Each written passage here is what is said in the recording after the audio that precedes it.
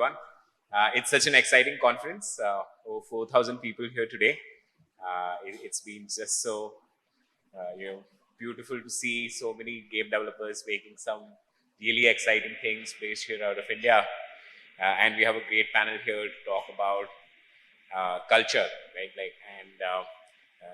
Before we dive into that, I would love for all the panelists to just say a few words about themselves and maybe introduce themselves, and then I'll talk about a little bit about me and then what we want to discuss in this panel, and then we'll go from there.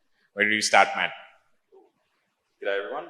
So my name is Matt Schenkel. I'm a game audio sound designer from Melbourne, Australia. I co-founded a studio called Sub-Zero Sound, where we service all the game development studios, big and small, and help them fulfill their audio needs. Cheers. Thanks, Matt. My name is Amit. I'm the localization head for keywords in India. We are the large studio providing outsourcing services to the games industry. But typically, I'm responsible for localization for video games. Thank you. Yeah, thanks, Mayur, for this opportunity to be a part of this panel. I'm Pankaj Mehta. I'm working as a senior business manager in Gametion Technologies. We are into casual gaming. Ludo King, Carom King is owned by Gametion Technologies. So if you talk about the overall lifetime downloads, we have crossed more than 800 million downloads. And yes, we are looking forward to develop new games. Yeah. All right, thanks for that. I'm your moderator for today afternoon. I'm Mayur Bhimjiyani. I run a small team out of Bangalore called Hypernova Interactive.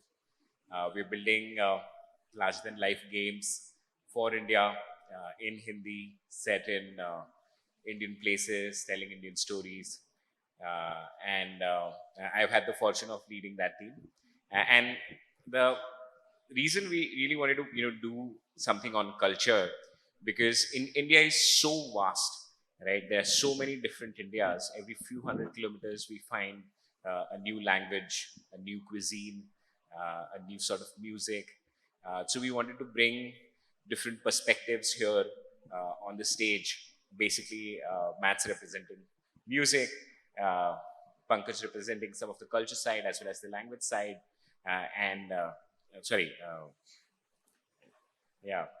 Amit is representing the language and the culture side, and Pankaj is helping out on Gametion with the community and marketing. Right? So we have three great perspectives to talk about not only how do we bring existing culture into games, but the other side of the coin as well, where games themselves tend to become culture. Right? We talk about Dota, Call of Duty, Counter-Strike, League of Legends, all the time in everyday conversations for people, and even Ludo now, right? Like over 800 million downloads, right? That's a phenomenal feat for you guys. So we wanted to present an idea about can we bring culture into the games and how do we transform them, culture, the games themselves into culture, right? So the first thing I think I want to ask all of you, because culture is a very, very broad sort of word. So what does culture mean for all of you? Why don't you start, Amit, maybe first, and then maybe we'll mix it up for some of the later questions. I think it's a belief in most cases for most of us. Other than belief, it's law, legislation, and much more, and beyond, just the localizing text for any game, any product for any particular market. So, yep, in my opinion, it's belief. Takes the first step there, yeah. That's a very interesting perspective. Okay, so for us, how we connect socially into the game, how we can participate or interact more inside the game, so that brings culture into the game. So when we implement play with friends, when we implement online players and all, so we build community so that it may bring to the culture. So this is what our objective is. So basically, culture is what people tell each other, essentially. And tying back to the same thing, it's belief and it's the interactions between people. What about you, Matt? What do you think about what's culture? Yeah, so like coming from Melbourne, it's a melting pot of so many different cultures. You in every suburb you'll find people of all nations. So I think for me, especially in a creative role, culture is also about representation, making sure all these different cultures are represented by the visuals of a game, the story of a game, how a game sounds, in my abilities. But it's about representation for me first and foremost. Great. So belief and representation.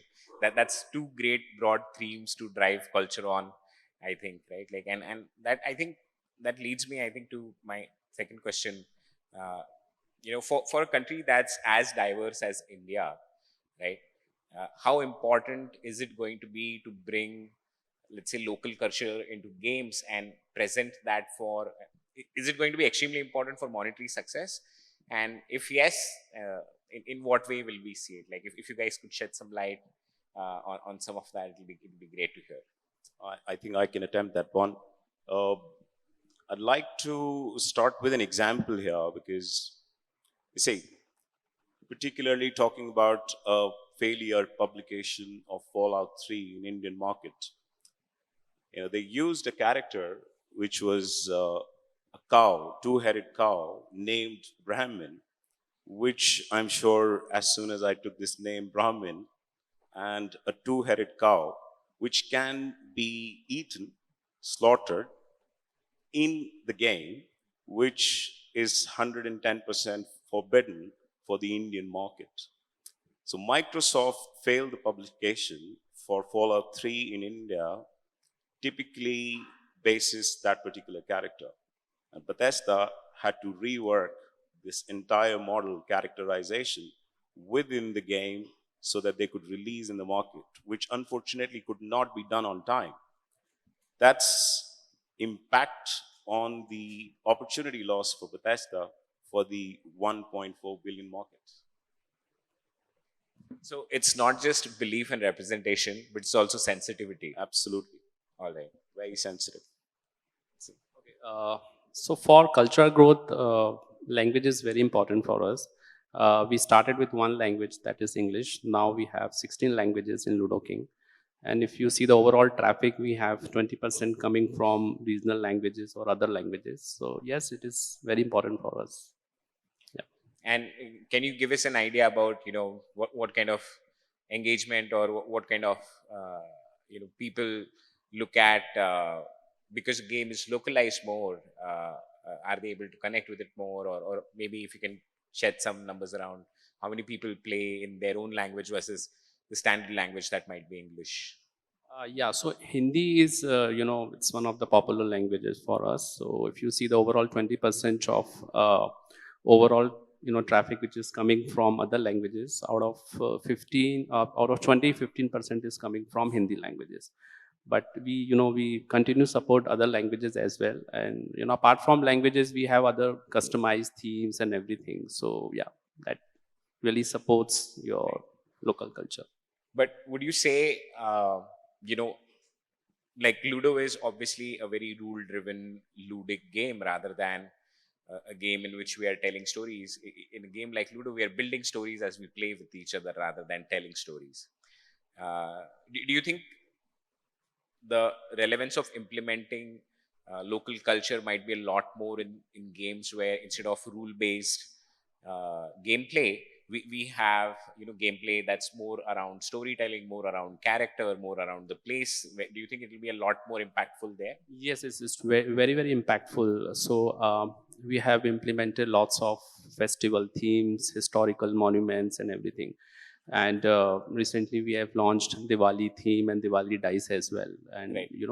And all kind of audio visual experience if you bring to the themes and all, it gives really it is a very impactful thing for on any game. Yeah. Right. Thanks for that, Pankaj. And Matt, what I would love to hear from you on, hear an outsider's perspective on wanting to see Indian culture in games, and how interesting or exciting would that be for you from that perspective? And do you think it'll help the games more, or it might stand in the way of relatability? Oh no, not at all. For me, I'm always interested in accurately representing characters. Whether it's by a musical theme or a certain sound that a character has in the game, or straight up to voice acting. We like to engage with actors or talent who fit that representation. So, for example, if we're working with we need to design a theme for an Indian character. We want to work with consultants who can advise us and tell us how can we do justice to this character? How can we not misrepresent this character? I think some of the horror game developers have entered the hall. Yeah, please continue. But obviously, being from Melbourne, we're quite far away from the Indian market, and so that's why we rely on people who know more than us to advise us and help us accurately represent different cultures, whether it's Indian or Asian cultures, everywhere.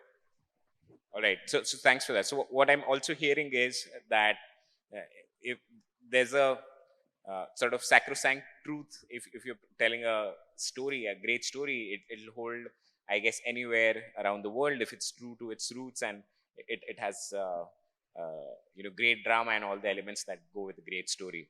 And I guess Rajamouli is proving that by tearing up the theaters in LA. I was watching some videos and it felt like it's from a theater in Hyderabad right here rather than somewhere in LA or like just a couple of weeks back in Japan. So I think we're already seeing some examples of that. So looking at some of the global market stuff, what I would love to pick your all of your brains on is, are there certain things that are happening in the global market that Indian developers should be looking at specifically from the cultural standpoint, and we're not bringing in the games, right? Like for example, the most recent and the most obvious example that comes to my mind is hosting like the Travis Scott concert within Fortnite, right? Like so. That was a phenomenal moment unto its own, where you totally reimagine how an artist can connect with their audiences, can build appreciation for their music. So would love to hear, do you guys think there's some of the things that developers outside are doing and where we are missing out?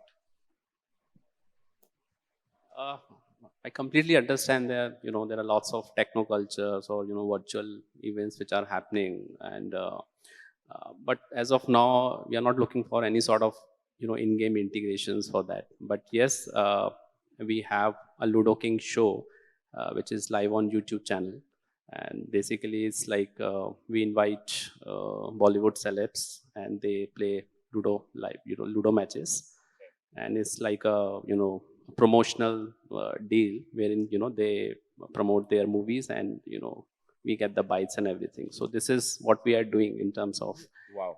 So basically Ludo King is now going to replace Kapil Sharma. Let's hope for the best. Yeah. Oh, absolutely. You want to add on to that? I'd like to add my 2 cents here, indeed, yes. So I'd say there's two ways of looking at this. This could be reactive or proactive. Engaging the player in overall experience. So, for example, in a reactive localization, you remove anything which disappoints the player experience. This is very generic for any market, not India or any other global. But what we need to learn in the Indian market, of course, we're creating something, but we are still missing the overall culture mechanism that we might need to build in the game so that we could actually take it to the global market in future. So reaction is you remove anything which is culturally sensitive, right? Wherein the proactive would only add the best experience for the complete, player team across globe, not relating to any particular market, right? It's very, very generic, so that's your start point, as in when you think of embedding a culture for a particular target audience. Great, thanks for that. You want to add to that, Matt? Yeah, I think thinking about that Travis Scott concert specifically, it's interesting. We're seeing such a blending of formats and mediums in games. That games aren't separate to, you know, live performances or movies now. That we're seeing this technology used, you know, cross-platform environment. So, yeah, the opportunities there are you know, tremendous. All right. I think that's me. I'm doing So you know, since we've talked about okay, what's happening globally, why it's relevant, why it's interesting, what are some of the broad themes. So for our audience here, you know, let's talk about then cultural engineering slightly a bit in games, right? Like and like is it really an art or is it a science, right? Like because culture is so broad, so uh, you know, it's amorphous, right? Like it's difficult to sort of define what it's going to be. It's going to be very relevant on a case to case basis for each game, right? But are there some of the things that can be done you know, quantitatively or you know, in a proven way? Okay, these are some of the, you know, clear actionables that we can do to bring culture in the games. And maybe if we could talk a little bit about are there some other than qualitative things, I don't know what's happening. But are there some other qualitative things, you know, that we should also be looking at when we're thinking about culture in games? You want to start with that one first, Matt? might have to think about that one a bit. Sure. All right. Amit, what about you? Quality matters. So sensitivity of culture is certainly very important aspect of games. Art or science is very difficult for me to gauge, but as I started, it is certainly a belief for any particular market. Now we need to bring a lot of, you know, community together to gauge what could be sensitive for what sort of market. That's going to be a game changer for any developer. The classic line that I can use here is you want people to play your game or you want to play with your game is a very, you know, tweaked example here. But if you're not, you know, if it's an afterthought, the overall localization or culturalization uh, engagement, if it is not thought of at the inception, I guess you're not prepared for the global launch or the global market. So cultural sensitivity matters a lot, and regulations, authorities, so developer really need to think a lot before thinking of launching the game in the market about a particular law, about the particular belief. So, yeah, that's my stand there. I think from the Australian perspective, Melbourne is a very, well, you know, Australia as a whole is a very progressive industry, and I think in our corner of the world, culture considerations and representation is considered from very early on in most projects. So I think we see a bit of a different approach to development there to, I don't know, maybe some other countries in the Western world approach development, but it's interesting to see yeah, how that's evolved over the last 10 or 20 years. Okay, so for us, art and design are very important in terms of you know, having a very great inventory inside the game. That can't be quantifiable. It is quality that really matters for us, and it also brings recall value to the brand. I mean, we can't compare with, you know, the number of downloads or the technologies or the science you know, what we have. But yes, both are equally important for us. Yeah. Right. So one of the key, I think, underlying things that I'm taking away from that response is key. One of the things that might also be relevant because you want to take into consideration so many local point of views. So might be to, you know, hire locally as well. Absolutely. Right? Like if you're looking to go into a market to try and launch the game rather than trying to gauge from an outside, okay, how do I build a product and bring it to this market? Maybe we need to build a team first locally and then who's already has an ear to the ground culturally, and then think about how do we bring the different aspects in as well. Yes, and at the same time, if it is a global launch, if it is a particular market that you are targeting, the best way to start is create a community who's interested to play your game, and try and take inputs from them. What could be culturally sensitive for them? It's going to do the trick for you. All right. Thanks for that. So I guess moving on to, I think, the more important question that I want to ask, and I'll start with Pankaj for this one, since they have the largest community of anybody else in the entire country, right? We've been talking about bringing culture in games, right? But how do we transform games themselves into culture, right? Like, how do we make them become a part of everyday conversations? Are there any key ingredients that we should be looking at when we're looking to do some of that?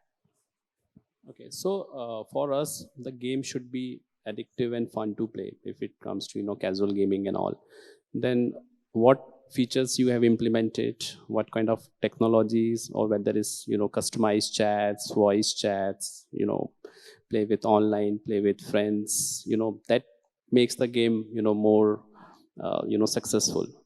And yeah, and apart from that, we do lots of social medias, and like Ludo King show.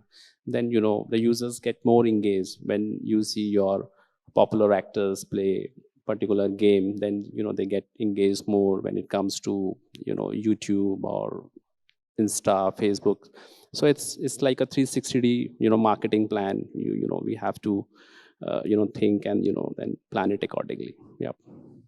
So basically, fun is king, and give as many avenues to your players as possible to not just interact with you, but also interact with each other. All right, great. Hey, you want to add to that, Amit? Nope, not in this topic. All right. I think what I've seen about games driving culture is as long as they have a strong sense of style and a cohesive style, they can become sort of the pebble that starts the rock. What's the saying? They can become sort of the catalyst for driving cultural change. You see what would have happened if a decade or so ago the first battle royale games weren't made. Would we see would the current landscape look like what it looks like today if that didn't happen? So I don't know. That's sort of where my mind goes to. All right. So thanks for that.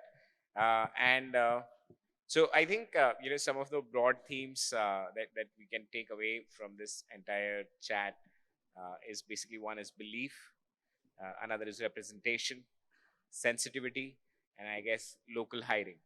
Right. So these are sort of going to be four big important factors for you to think about when you're bringing not just culture into games, but also how do we channel the conversations that are happening about the game in a specific market where we want to take the game out there. And these are the broad four sort of pillars that we should be thinking about. Anybody wants to add some ending remarks before I open it up for questions from the audience? All right. Would love to hear if there are any questions from the audience.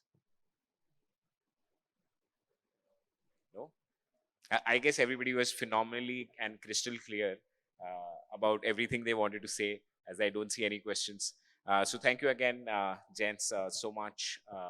Unless we have any questions, like going one, going twice. Lunch overpowering them, I'm yeah, sorry. I think it's still lunch. Everybody needs a dose of caffeine. I'll add a comment onto that that last section, if you don't mind. I just touched on this in my session before, but talking about specifically audio, but I guess this applies to all avenues of game development, is creating something that has cultural relevance and has sort of an impact on the players and culture. It can make a game that sort of outlives itself, or it's something that's bigger than the scope of the game itself. Is if it has cultural significance, whether that's a soundtrack that releases online that outlives the game, or whether that's just some art that informs the next wave of popular games. I think games have the ability to drive culture in that way. Yeah, that's a fantastic note to end on, where we as game developers who are making games not only have this amazing financial opportunity in front of us in India, but also an opportunity to make cultural impact and define the way the next generation thinks about not just entertainment but stories, and also become part of everyday conversations with in our lives. So thanks, gents, for joining us, and thank you. You've been such a lovely audience. It's been great to host this event. Thank you. Thank you.